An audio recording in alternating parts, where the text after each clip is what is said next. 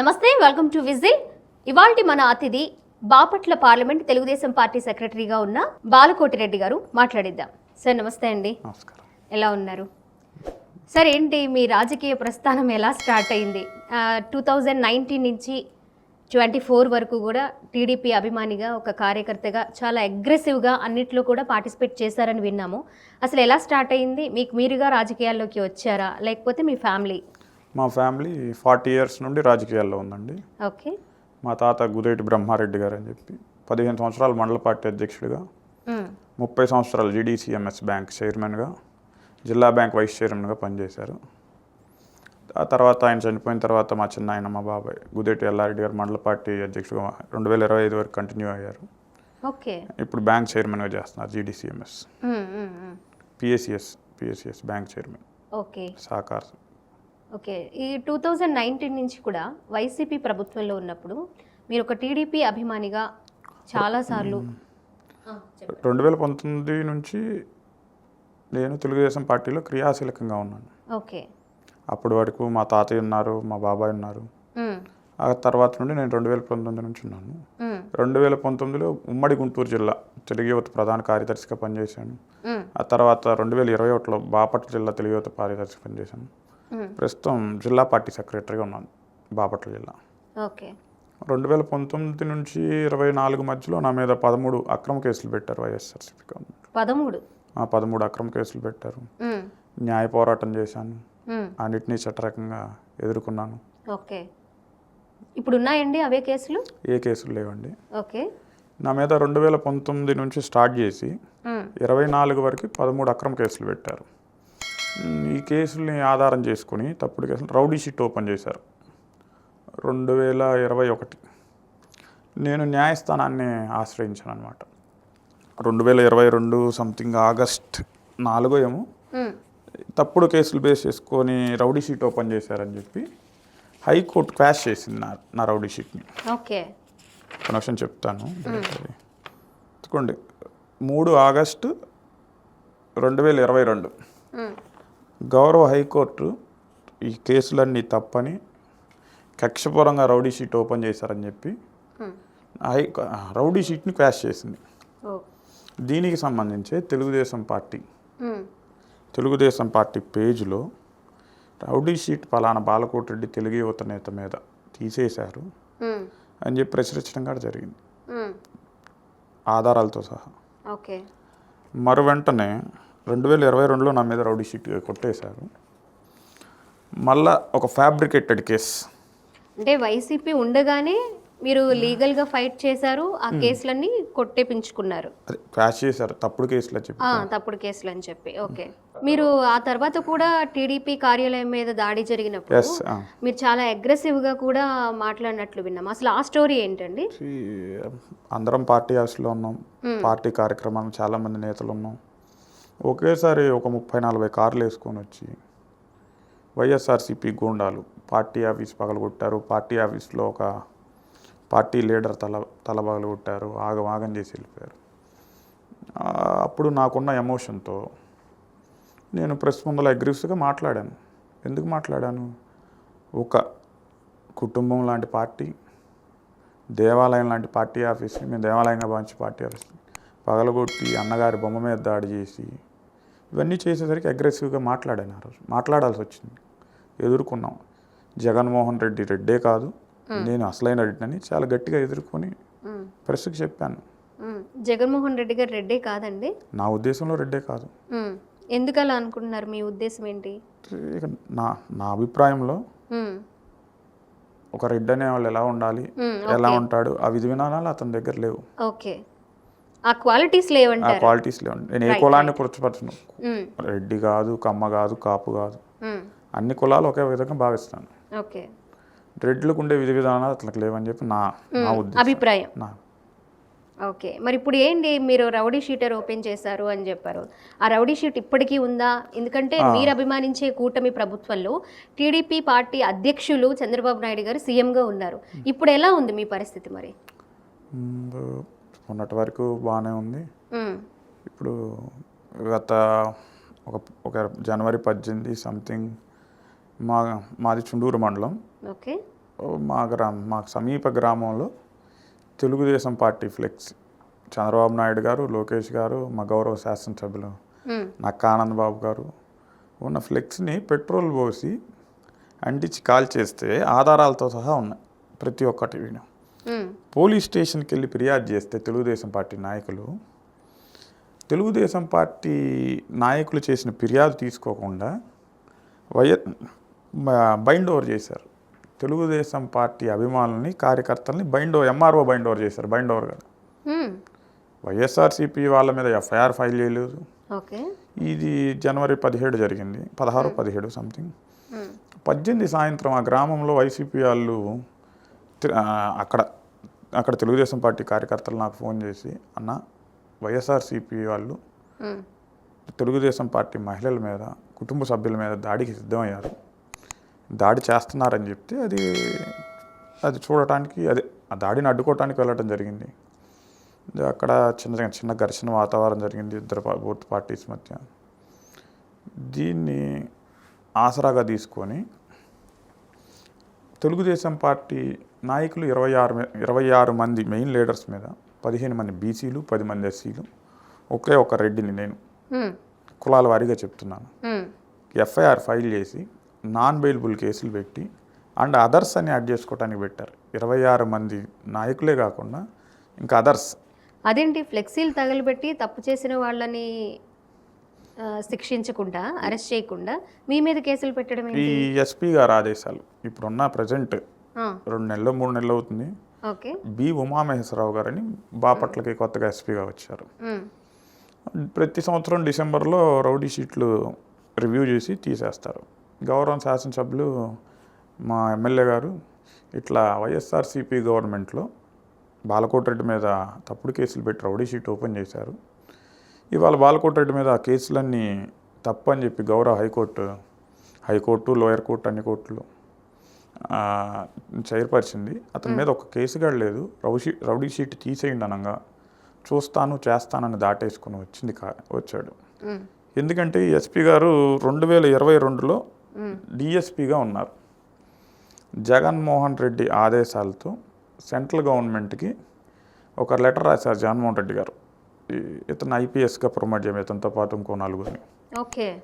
2022లో డిఎస్పీగా ఉన్న ఉమామహేశ్వరరావు గారు ఐపీఎస్ అయ్యారు.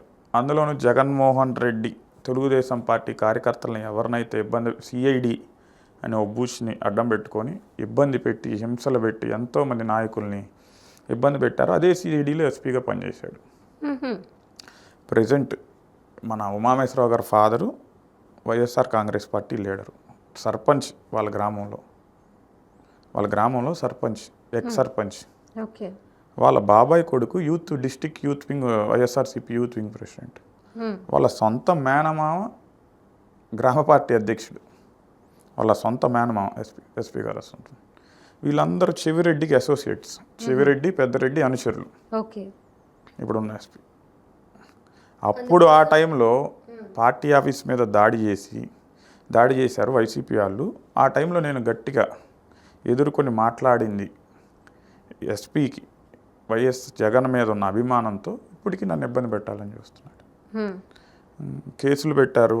గౌరవ ఎమ్మెల్యే గారు చెప్పారు జరిగింది ఇది, మామాలను బైండ్ ఓవర్ పెట్టారు, మా పార్టీ ఫ్లెక్సించారు, మామాల మీద చర్యలు తీసుకోవటం ఏంటి అని చెబితే ఇతని మీద రౌడీ షీట్ ఉందండి అని చెప్తాడు. అది కేసులు పెట్టారు, ఓకే. రౌడీ షీట్ ఉండడం అంటే మీ మీద ఎందుకు రౌడీ షీట్ ఓపెన్ చేయాల్సి వచ్చింది? అంటే మీరు హత్యలు, దాడులు అలాంటివి ఏమన్నా చేశారా అప్పట్లో?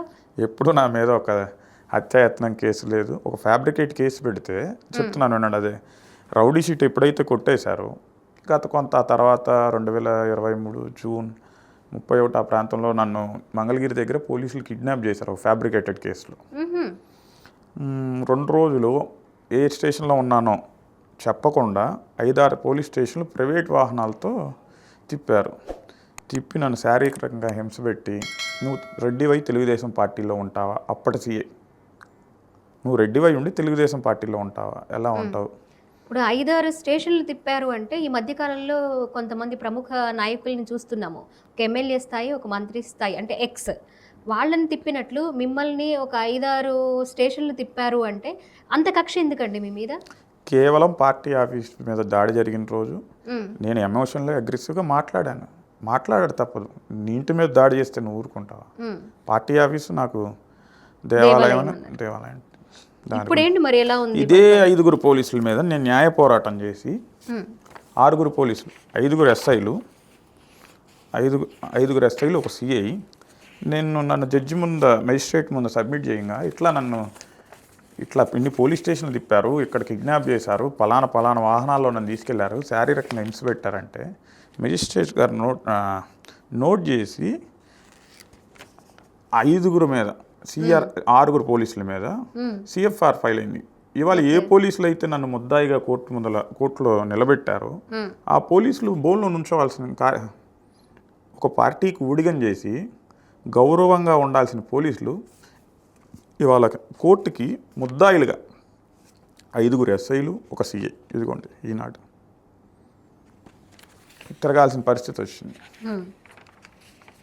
ఫైనల్గా ఆ కేసులన్నీ ఇవన్నీ ఆర్టికల్. ఓకే. సర్పంచ్గా పోటీ చేస్తానంటే, కేసులు పెడతానంటే, అది పెద్ద ఆర్టికల్ ఈనాడులో రాశారు. విషయం ఎన్నో పోరాటాలు చేసాం అప్పుడు అధికారం లేనప్పుడు. మీ పోరాట ఫలితమే కూటమి వచ్చింది. అలాంటి ఎంతో మంది కార్యకర్తలు. అదే అండి, మీరు అంటే మీరు ఒక్కరే కాదు, మీలాంటి వారి నాయకులు కావచ్చు. ఇదిగోండి 2021 నుండి 13 అక్రమ కేసులు పెట్టారు. పార్టీ ఆఫీసులో ప్రెస్ ముందులు మాట్లాడారు. ఓకే. లోకేష్ గారు పెట్టారు. ఒక ఎస్ఐ ఫోన్ చేసి బెదిరిస్తుంటే రికార్డ్ పెడితే లోకేష్ గారు పెట్టారు ప్రెస్. ఓకే. అనేక రకం స్టేషన్ అంటే 19 నుంచి 24 మధ్యలో చాలా ఇబ్బందులు పడ్డారు అనుకుంటండి మీరు. చాలా ఇబ్బందులు పడ్డాం. పడిన పార్టీ కోసం పనిచేస్తాం. పార్టీ లైన్లోనే ఉన్నాం ఇప్పటికీ. పార్టీ మీకోసం ఉందా మరి? ఖచ్చితంగా ఉంది. ఉండకుండా ఎలా ఉంటుంది? ఇప్పుడు ఎలా ఉంది మరి సిచ్యువేషన్? ఇప్పుడు కూడా ఉంది. మా అధినాయకులకి తెలియజేసాం. మా ఎమ్మెల్యే, మా ఇన్ఛార్జ్ మంత్రి, హోంమంత్రి గారికి ఒక నివేదిక మా ఎమ్మెల్యే గారి ద్వారా రిప్రజెంటేషన్ ఇచ్చినాం. ఇలా జరిగింది, ఇలా అని చెప్పి ఎంక్వైరీ జరుగుతూ ఉంది. ఇప్పుడు కూటమి ప్రభుత్వం ఉన్నా కూడా మరి ఆ రౌడీ షీట్ తీసేయాలని కానీ, మరి హోమ్ మినిస్టర్ స్థాయి, అక్కడ ఎమ్మెల్యే స్థాయి మనుషులు మాట్లాడినా కూడా ఎందుకు ఇంకా మీకు న్యాయం జరగట్లేదు? ఎస్పీ గారికి వైఎస్ఆర్సీపీ మీద ప్రేమ ఉంది. వైఎస్ఆర్సీపీ కుటుంబ సభ్యుడు. గతంలో సిఐడిలో పనిచేశాడంటే వైఎస్ఆర్సీపీ కుటుంబ సభ్యులాగా పనిచేశారు. సిఐడిలో పనిచేసిన కొంతమంది పోలీసులు సిఐడి ఎస్పీగా చేసి వచ్చాడంటే అక్కడే అర్థమైపోతుంది కదా. డిఎస్పీ నుండి డైరెక్ట్ ఐపీఎస్ కాదు ఎస్పీ గారు, ఇప్పుడు ఎస్పీ గారు డిఎస్పీ నుండి ఐపీఎస్గా ప్రమోట్ అయ్యి జగన్మోహన్ రెడ్డి ఆశీస్సులతో ఇంకా జగన్మోహన్ రెడ్డి మీద ప్రేమ ఎలా చనిపోయింది. వారి కుటుంబ సభ్యులు మొత్తం చెవిరెడ్డి అండ్ పెద్దిరెడ్డి అసోసియేట్స్. ఇదే ఎస్పీ గారి మీద అక్కడ ఎన్నో భూ ఆక్రమ కేసులు ఉన్నాయి. ఎంక్వైరీ జరుగుతూ ఉంది. అంటే అప్పట్లో చాలామంది మీలాంటి నాయకులు కావచ్చు, ఇంకా మీ క్యాడర్కి మించిన వాళ్ళు కావచ్చు, ఇలాగే అగ్రెసివ్గా మాట్లాడిన వాళ్ళు ఉన్నారు, సపోర్ట్ చేసిన వాళ్ళు ఉన్నారు. వాళ్ళందరినీ వదిలేసి కేవలం కోటిరెడ్డి గారిని మాత్రమే ఎందుకు టార్గెట్ చేశారు? వాళ్ళందరినీ వదిలేసి అంటే వాళ్ళు వివిధ నియోజకవర్గాల్లో ఉన్నారు. ఇప్పుడు ప్రస్తుతం బాపట్లకు వచ్చిన ఎస్పీ గారు వైఎస్ఆర్సీపీ కుటుంబ సభ్యుడిలాగా పనిచేస్తున్నారు. నా ఒక్కడికే కాదు, ఆ బాపట్ల మీరు ఎంక్వైరీ చేయండి, ఎంతోమంది ఎమ్మెల్యేలు చెప్తున్నారు ఇట్లా ఎస్పీ ఇలా చేస్తున్నాడు, అలా చేస్తున్నాడు అని చెప్పి.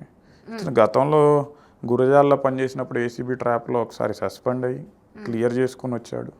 ఇతని చరిత్ర మొత్తం చూస్తే ఇక తెలంగాణలో పనిచేశాడు. ఒక మద్యం కుంభకోణంలో కొన్ని యాక్షన్స్ తీసుకోవండి ఈయన మీద. నా దగ్గర ఆన్ పేపర్ విత్ ఎవిడెన్స్ ఉంది. వీళ్ళ మదర్ పేరు మీద ఒక ఎకరా 60 సెంటు డీకేటీ పట్టా ఉంది. వీళ్ళ father retired government employee, market యార్డ్లో చేసి. అయినా కానీ 1 ఎకరం 60 సెంటు డీకేటీ పట్టా పొందటం తప్పు. పొందింది కాక ఆ 1 ఎకరం 60 సెంటు డీకేటీ పట్టా పెట్టుకొని 15 ఎకరాలు ఆక్రమించాడు. స్టిల్ ఇప్పుడు ఎంక్వైరీ జరుగుతూ ఉంది దాని మీద. సంబంధిత అధికారులకు నేనే కంప్లైంట్ పెట్టాను, చేయండి, న్యాయం చేయండి. అక్కడ లోకల్గా ఉన్న వాళ్ళు ఇట్లా నేను సోషల్ మీడియాలో ఈ ఎస్పీ ఇలా చేస్తున్నాడంటే మీకే కాదండి మాకు అన్యాయం జరిగిందని చెప్పి వాళ్ళు నాకు ఫోన్ చేసి తెలియజేశారు. పైన పార్టీ దృష్టికి తీసుకెళ్ళాం, మా ఎమ్మెల్యే గారు తీసుకెళ్లారు, ఎంక్వైరీ జరుగుతూ ఉంది. మీ మంచి ప్రభుత్వం ఏమైనా చేస్తుంది అని అనుకుంటున్నారా? అంటే చర్యలు చట్టపరమైన చర్యలు తీసుకునిద్ది అనుకుంటున్నాను. అంతేగాని గత వైసీపీ ప్రభుత్వంలో లాగా పీకేసి తీసేసి చట్టం తన పని ఏ విధమైన తప్పు చేశాడో తప్పు ప్రకారం చర్యలు తీసుకుని ఖచ్చితంగా తీసుకుని. ఓకే, ఇప్పుడు బాపట్ల పార్లమెంట్ తెలుగుదేశం పార్టీ సెక్రటరీగా మీరు ఉన్నారు. ఈ పదవిలో మీకు ఓకేనా? మీరు కష్టపడినందుకు, మీరు పార్టీ కోసం పార్టీ నిలబడినందుకు? ఈ పదవి చిన్న పదవా పెద్ద పదవా? రేపు పెద్ద పదవి ఇవ్వాల్సి వస్తే పెద్ద పదవి ఇస్తుంది. ఎక్స్పెక్ట్ చేస్తున్నారా మీరు? చేయటం అంటే ఏం లేదు, పార్టీ పనిచేసే విధానాన్ని బట్టి ఇస్తుంది. ఈ పదవా ఆ పదవి, లేదంటే చిన్న పదవి వెళ్ళమంటే చిన్న పదవి వెళ్ళాలి. పార్టీ ఏది డైరెక్ట్ చేస్తే మనం అది ఫాలో అవ్వాలి. కొన్ని కులాల వారీగా ఈక్వేషన్స్, క్యాస్ట్ ఈక్వేషన్స్ ద్వారా కూడా వస్తాయి. ఇప్పుడు దాదాపు కూటమి వచ్చి 2 years కంప్లీట్ అయిందండి. మీకు బాగా నచ్చిన ఒక మంచి పని మీ కూటమి ప్రభుత్వానికి సంబంధించి ఏమైనా చెప్తారా? ప్రజలు హర్షించదైన, ఎందుకంటే చాలా ఉన్నాయి, అందరూ చాలా చెప్తున్నారు, మీకు నచ్చింది అడుగుతున్నారు. ఉచిత బస్సు, గ్యాస్ సిలిండర్, పెన్షన్ రాగానే పెంచాం. జగన్మోహన్ రెడ్డి లాగా విడతల వారి లేదు. మా నాయకుడు ప్రతి ఒక్క పార్టీ నాయకుడు కూడా వెళ్ళి ఇవ్వాలి, అందజేయాలని పెన్షన్ చెప్తున్నాడు. ఈ నెల 30వ తారీఖే ఇచ్చారు, ఆదివారం వస్తుంది.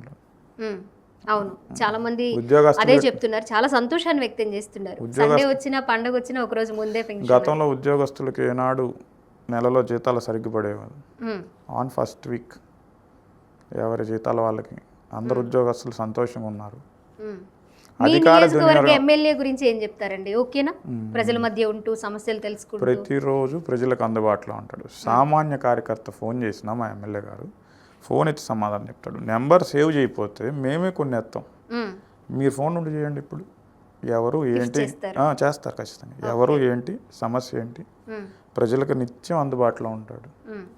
ప్రతి ఒక్క సమస్య తన సమస్యగా పరిగణిస్తాడు. ఎక్స్ మినిస్టర్, పాలిట్ బ్యూరో సభ్యులు. ఇప్పుడు మనం రీసెంట్గానే చూస్తున్నాము ఈ విషయాలు. 2 తెలుగు రాష్ట్రాల్లో కూడా రాజకీయం ఒక హాట్ టాపిక్ అయిపోయింది.